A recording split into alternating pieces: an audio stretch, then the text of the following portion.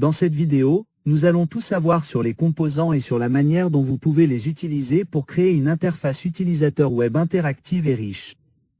Les applications web Blazor sont constituées de composants. Un composant est un élément réutilisable de l'interface utilisateur web.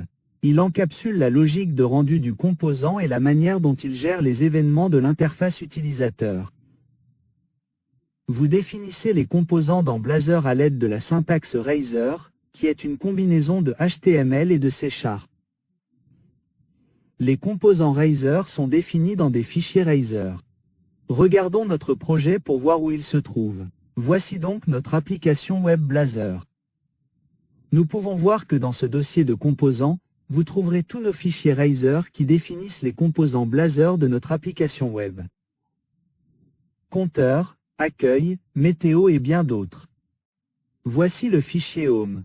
Razor qui définit la page d'accueil de notre application web Blazor. Vous vous souvenez qu'avant, elle contenait du contenu HTML et que nous pouvions modifier ce contenu HTML. Nous l'enregistrions simplement, puis ce contenu était mis à jour sur la page. Super, il y a donc beaucoup de HTML ici, c'est logique. Mais nous avons aussi d'autres choses. Donc, en haut, nous pouvons voir que nous avons cette directive add-page. Qu'est-ce que ça fait? Eh bien, c'est comme ça que vous pouvez attribuer une adresse ou un emplacement à votre composant. En fait, nous l'appelons une route. Vous ajoutez une route pour ce composant. Et c'est pour ça que lorsque nous naviguons jusqu'à la racine de cette application web Blazor, nous voyons le composant Home s'afficher. C'est pour ça que nous obtenons ce contenu-là. En dessous, nous avons également cette balise de titre de page. Et elle ressemble un peu à une balise HTML, mais elle est d'une couleur différente et elle utilise des majuscules. Qu'est-ce que c'est? Eh bien, le titre de la page est également un composant. C'est un composant intégré au framework Blazor qui nous permet de spécifier le titre de la page. C'est pour ça qu'en haut, dans l'onglet, nous voyons qu'il est indiqué Home. Cela vient de ce composant de titre de page. Si nous le changeons en quelque chose d'autre comme je ne sais pas, Homepage et que nous l'enregistrons, cela devrait se mettre à jour. Et voilà, nous avons donc maintenant la page d'accueil dans notre titre de page. Cool! Vous pouvez donc utiliser des composants d'autres composants en utilisant cette syntaxe de style HTML. Très bien, regardons d'autres exemples. Eh bien, nous avons plusieurs autres composants dans cette application, comme Counter, Razor, Razor Counter. Razor est ce qui est utilisé pour définir cette page de compteur sur l'application web Blazor. Si nous le regardons, nous pouvons voir qu'il a une route. C'est pourquoi lorsque nous regardons l'application web Blazor et que nous naviguons jusqu'à /counter, nous voyons ce composant rendu. Très bien, c'est donc cool. Mais si nous revenons à la page d'accueil, car counter n'est qu'un autre composant, nous devrions pouvoir le faire côte à côte. Je vais afficher les deux applications ensemble. Voici la page d'accueil. D'accord. Donc, si nous écrivons une balise counter et que vous connaissez le nom correspondant au nom du fichier Razor, nous allons l'enregistrer. On voit maintenant qu'un composant de compteur s'affiche sur la page d'accueil. Si on clique sur le bouton, on voit que le compteur augmente et qu'il s'ajoute au compteur qui se trouve déjà sur la route /counter.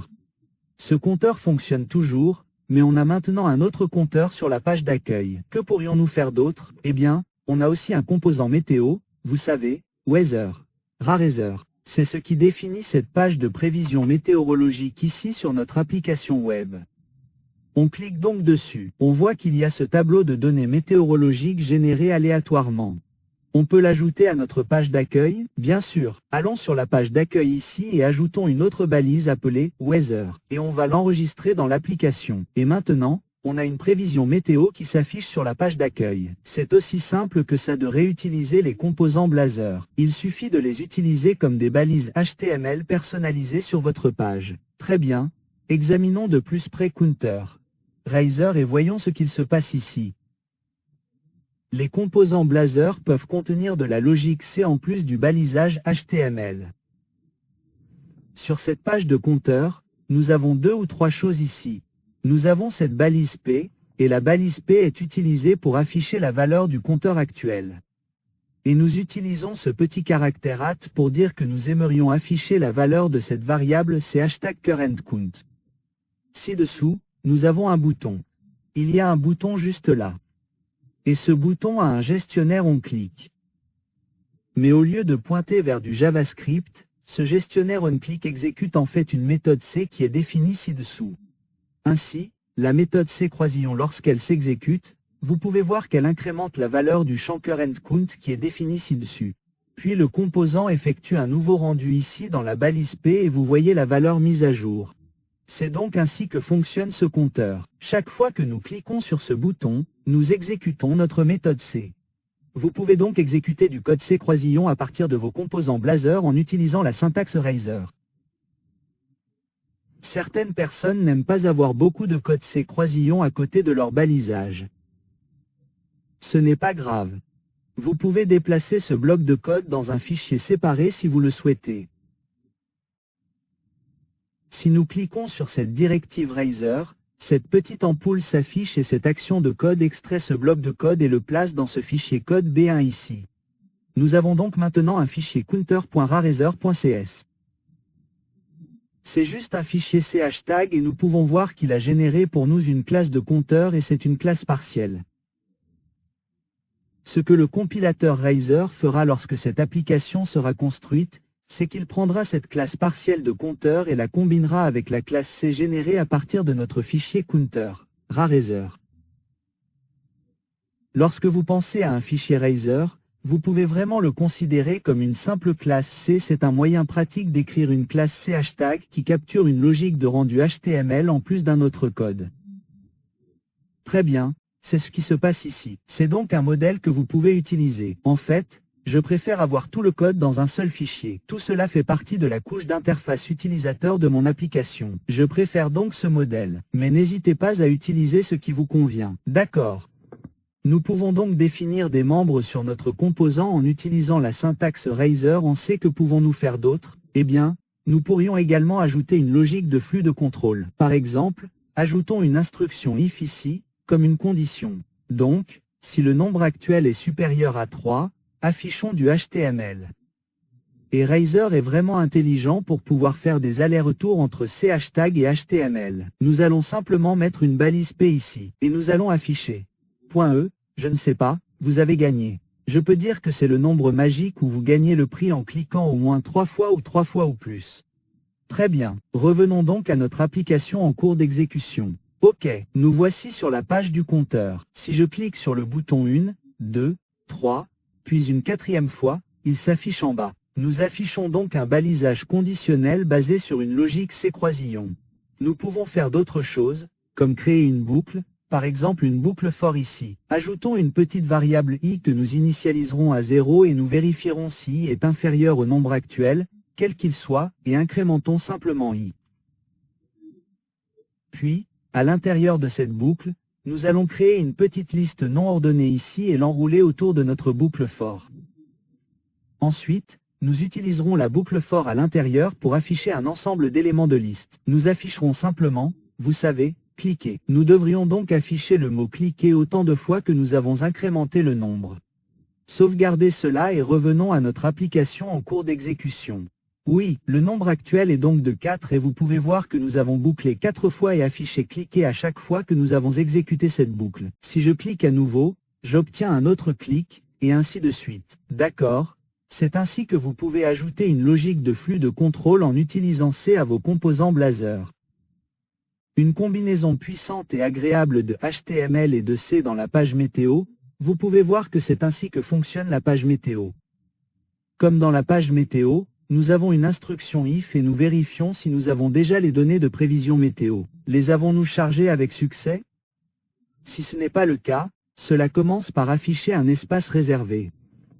Et puis si nous avons les données de prévision météo, vous pouvez voir ci-dessous que nous affichons ce joli tableau avec tous les détails météo.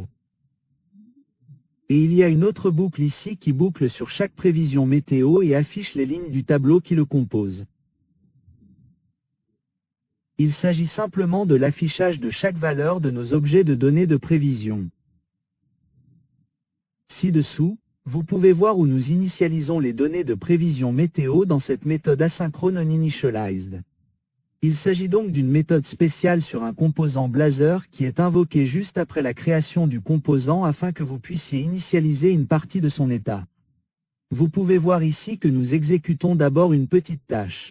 Delay pour simuler comme si nous allions faire un appel d'API, puis une fois que cela est terminé, nous générons simplement un ensemble de données de prévision météo de manière aléatoire. Ne les utilisez donc pas pour planifier vos prochaines vacances. Ce ne sont que des données météorologiques aléatoires. D'accord. Une fois que nous avons les données de prévision, le tableau s'affiche et nous pouvons le voir sur la page météo, comme si nous regardions le tableau météo s'afficher. Actualisons-le une fois de plus. Vous voyez qu'au début, je le mets en pause. Il y a ce point de chargement, puis si on le laisse continuer environ une demi-seconde plus tard, les données météorologiques s'affichent. Très bien.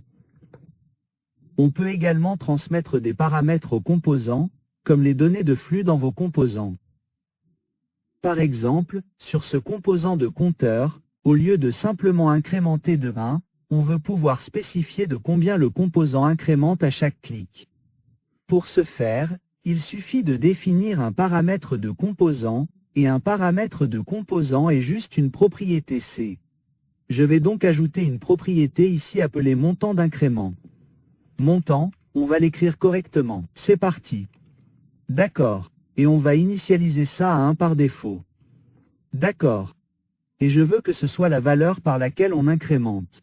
Donc, le nombre actuel, au lieu de toujours faire plus, on va incrémenter de la valeur du montant d'incrément. Maintenant, pour faire de cette propriété par un paramètre réel, je dois ajouter l'attribut paramètre. D'accord, c'est maintenant un paramètre de composante approprié. Qu'est-ce que ça veut dire? Comment l'utiliser? Bon, si on va dans le composant Home maintenant où on a une instance du composant Counter.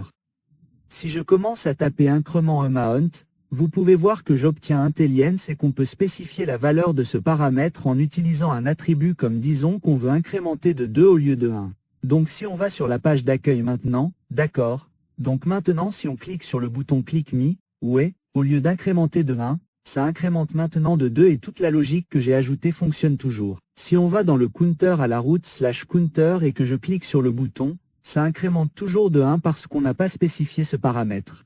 Donc on utilise juste la valeur par défaut. Et il est important de noter que cette valeur qu'on spécifie pour ce paramètre, c'est une expression car complète. Par exemple, si je veux mettre ça devrait être 1 plus 1, vous savez, ou faisons quelque chose de différent. 1 plus 1 plus 2, on enregistre ça et on retourne dans notre appli. Et maintenant, si on clique sur le compteur sur la page d'accueil, vous savez, on clique maintenant, il incrémente de 3. Donc, il a en fait évalué cette expression C# pour nous. Si je définis une variable, ajoutons un petit bloc de code en ligne. C'est comme ça qu'on fait des blocs de code en ligne dans Riser. C'est comme du code qui s'exécute en ligne avec le reste de la logique de rendu. On pourrait définir une nouvelle variable ici. Disons que ça va être un plus, on va juste faire un plus 1 à nouveau. Et puis au lieu d'avoir cette expression, on va utiliser cette variable de montant. On obtient un IntelliSense. Génial, on va enregistrer ça. Et maintenant, si on retourne dans l'appli et qu'on clique, on peut voir qu'il incrémente de nouveau de 2. Une combinaison puissante de C et de HTML. On vient de voir comment on peut construire des composants Blazor en utilisant la syntaxe Riser et avoir des composants qui ont une logique de rendu dynamique.